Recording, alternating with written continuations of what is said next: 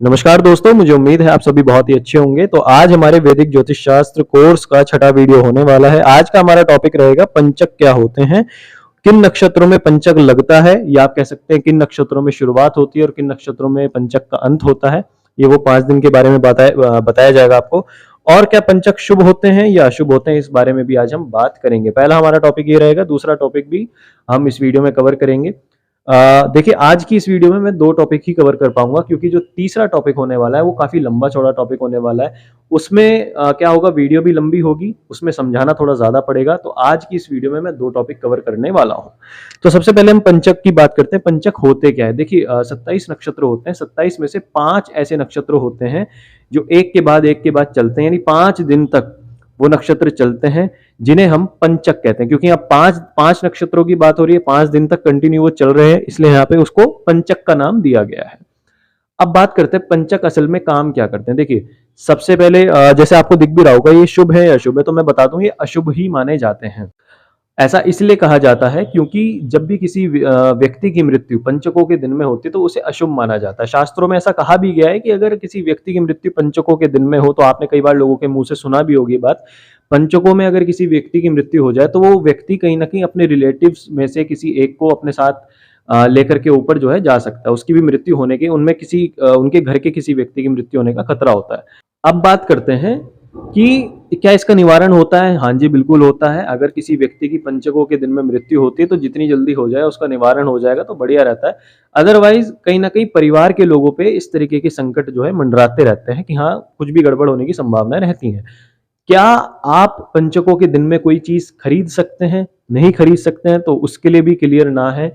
पंचकों के दिन में कोई भी एक्सपेंसिव चीज ना खरीदी जाए, महंगी चीज ना खरीदी जाए तो ज्यादा सही रहता है। कई बार आपने देखा होगा कि हमने कोई अशुभ नक्षत्र, कई बार आपने सुना जरूर होगा कि किसी चीज पे व्यक्ति पैसा लगाता है और वो केवल चीज जो है एक बार यूज होती है और वो घर के किसी कोने में बाद में रखी रहती है, उस पर धूल जमती रहती है, लेकिन वो यूज नहीं होती।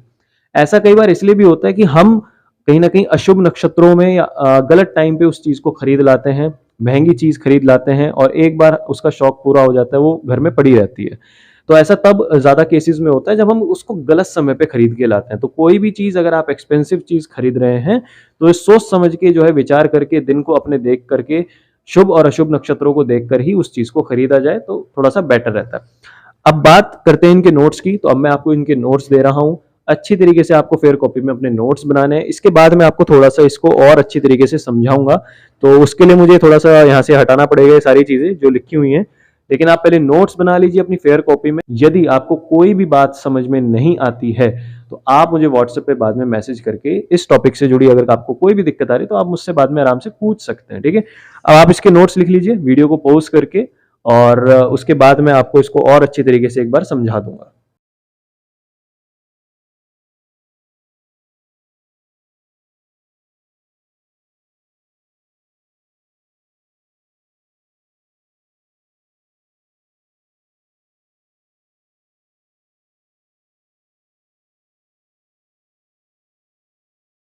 तो मुझे उम्मीद है कि आपने नोट्स बना लिए होंगे दोस्तों। अब हम इसको थोड़ा सा रफ करते हैं, यहाँ से मिटा देते हैं, और इसको मैं थोड़ा सा और अच्छी तरीके से एक्सप्लेन करता हूँ ये सारी चीजें असल में काम कैसे करती हैं।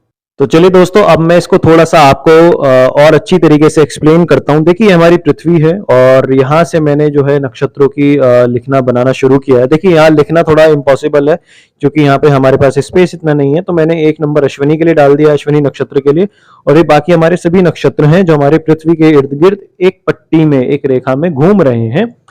अब यहाँ से धनिष्ठा, शतभिषा, पूर्वा भाद्रपद, उत्तरा भाद्रपद और रेवती नक्षत्र, ये 5 नक्षत्र मैंने यहाँ पर लिख दिए हैं।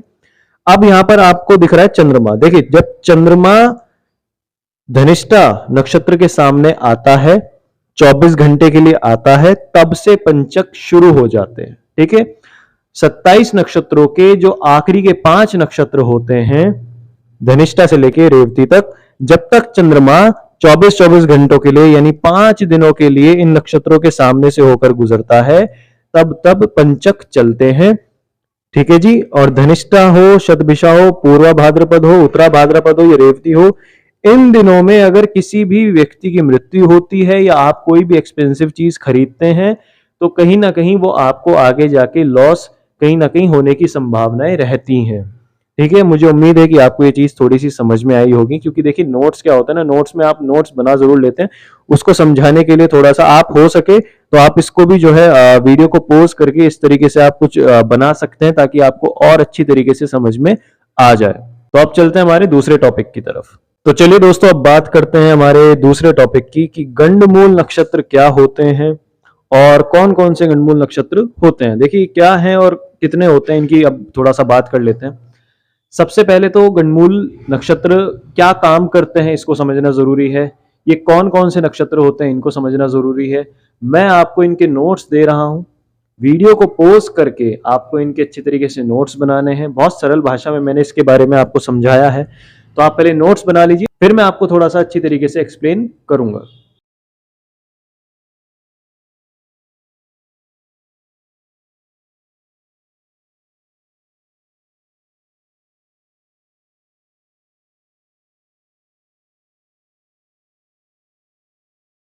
मुझे उम्मीद है कि आपने इस टॉपिक के नोट्स बना लिए होंगे दोस्तों। अब मैं थोड़ा सा इसको अपनी तरफ से एक्सप्लेन भी कर देता हूं। देखिए सबसे पहले गंडमूल नक्षत्र क्या है, क्या ये अशुभ है, शुभ है, इसके बारे में हम थोड़ा सा बात करेंगे। देखिए वैसे तो गंडमूल नक्षत्र देखा जाए तो शुभ और अशुभ दोनों की कैटेगरी में आते हैं, लेकिन यहाँ पे एक चीज मैं ऐड करना चाहूंगा। ये अशुभ बेसिकली एक छोटे बच्चे के लिए होता है। मान लीजिए कि किसी बच्चे का जन्म इन 6 नक्षत्रों में हुआ है, जो गंडमूल के अंदर आते हैं 6 नक्षत्र, इनके अंदर उस बच्चे का जन्म हुआ है, तो वो बच्चा कहीं ना कहीं अपनों को कष्ट देगा ही देगा। चाहे उसके माता पिता को उससे कष्ट मिले, चाहे वो स्वयं को कष्ट दे, इन फ्यूचर भविष्य में जाके वो खुद को भी कष्ट दे सकता है किसी भी तरीके से, या फिर उसके mother in law, father in law, है ना, उसके सास ससुर को कष्ट पहुंचे, किसी भी तरीके से कष्ट पहुंच सकता है। देखिए मैं आपको एक एग्जांपल देता हूं इसका। मान लीजिए कि एक लड़का लड़की की शादी होती है, और लड़की जब अपने नए घर में आती है, तो आपने कई बार सुना होगा कि जब से ये लड़की इस घर में आई है, पहले अपने ससुर को खत्म कर दिया इसने, फिर अपने जो है ससुर अपनी सासू माँ को भी खत्म कर दिया। देखिए ये एक टोंट मारने वाली बात तो चलिए, ये तो चली आ रही, तो लोग टोंट मारते हैं, लेकिन इसके पीछे की हकीकत कहीं ना कहीं गंडमूल में छुपी होती है। जब भी किसी बच्चे का गंडमूल नक्षत्रों में जो है पैदा होता है, तो 27 दिनों का आपके पास समय होता है। 27 दिनों के अंदर अंदर उस बच्चे की पूजा करा करके उसे थोड़ा सा शांत उन नक्षत्रों को करना होता है, उस नक्षत्र को थोड़ा शांत करना होता है। अदरवाइज वो बच्चा, सिर्फ जरूरी नहीं कि वो अपने mother in law father in law को ही कष्ट पहुंचाए, आगे जाके वो अपने स्वयं के माता पिता को भी कष्ट जो है पहुंचा सकता है। मुझे उम्मीद है कि आपको ये टॉपिक थोड़ा सा समझ में आया होगा। मैं थोड़ा सा और अच्छी तरीके से इसको एक्सप्लेन कर रहा हूँ। देखिए जब भी आप कोई भी शुभ कार्य करते हैं, ठीक है, तो आपको इसमें ये भी थोड़ा सा देख लेना पड़ता है कि आप किस लेवल का काम कर रहे हैं। मान लीजिए कि आप गंडमूल नक्षत्र में थोड़ा सा कोई बड़ा एक्सपेंसिव व्यापार करने जा रहे हैं, बहुत बहुत मोटा आप पैसा किसी जगह इन्वेस्ट करने जा रहे हैं, तो भी आपको थोड़ा सा सोच विचार कर लेना चाहिए। उस दिन को छोड़ करके कोशिश करें कि वो दिन छोड़ दें, कोई अच्छा नक्षत्र चुन लें उस काम को करने के लिए, तो बेटर है। अब बात करते हैं कि क्या केवल ये लड़की के केस में होता है। नहीं, ऐसा नहीं है, ये लड़कों के साथ भी होता है। कई बार लड़के की जब शादी हो जाती है, तो शादी के जस्ट लड़के की शादी के बाद में कई बार उसके मदर इन लॉ और फादर इन लॉ में से किसी की डेथ होने का खतरा हो जाता है, अगर वो लड़का गंडमूल नक्षत्र में जन्मा है तो, और उसकी पूजा पाठ नहीं हुए तो। एक चीज मैं और यहाँ पर आपको बताना चाहूंगा। कई लोग सोचते हैं कि अगर हमारा जो है हमारे बच्चे का जन्म किसी गलत समय पे वो पैदा हो गया, उसका नक्षत्र खराब हो गया, उसके ग्रह चाल खराब हो गए, तो हम पूजा करा के सब कुछ ठीक कर देंगे। देखिए एक चीज मैं आपको ना रियल एग्जांपल देता हूँ। मान लीजिए कोई बच्चा है, पैदा होते समय वो अपाहिज पैदा हुआ है, ठीक है। अब डॉक्टर कह रहे हैं कि भाई हम इसका ऑपरेशन करेंगे, सब कुछ ठीक हो जाएगा, ये हो जाए। देखिए जो चीज बाय डिफॉल्ट आई है, या जो चीज बाय बर्थ आई है, आप उसे 100% तो ठीक नहीं कर पाएंगे। 10%, 20%, 30% तक कुछ उपाय करके उसे नॉर्मल कर सकते हैं, वो भी जैसा मैंने बताया 10, 20, 30% तक। लेकिन फिर भी 70% वो बाय बर्थ जो चीज आई है उसके साथ, वो उसे जीवन में कहीं ना कहीं आगे जाके कष्ट देगी जरूर। तो अगर कोई बच्चा अपाहिज होता है, तो ये जरूरी नहीं कि उसका ऑपरेशन करा के आप उसे 100% सही कर देंगे, फिर भी उसे कहीं ना कहीं दिक्कत रहेगी। वैसे ही अगर कोई बच्चा गलत नक्षत्र में, गलत राशि में, या गलत ग्रह चाल में पैदा होता है, तो आप चाहे कितनी पूजा पाठ करा लीजिए, कहीं ना कहीं वो चीज उसके साथ जीवन भर रहेगी। और ना केवल रहेगी, उसको कहीं ना कहीं परेशानी भी झेलनी पड़ेगी। तो सही नक्षत्र पे ही सही काम किया जाए तो ज्यादा सही रहता है। मुझे उम्मीद है कि गंडमूल नक्षत्र और पंचक के बारे में आपको ये टॉपिक, दोनों टॉपिक आपको समझ में आए होंगे। यदि आपको ये दोनों टॉपिक में कोई भी दिक्कत आ रही है, समझने में कोई भी बात आपको समझ में नहीं आ रही है, तो आप मुझे व्हाट्सएप पे कांटेक्ट करके पूछ सकते हैं। जल्दी ही मिलेंगे नेक्स्ट टॉपिक के साथ में।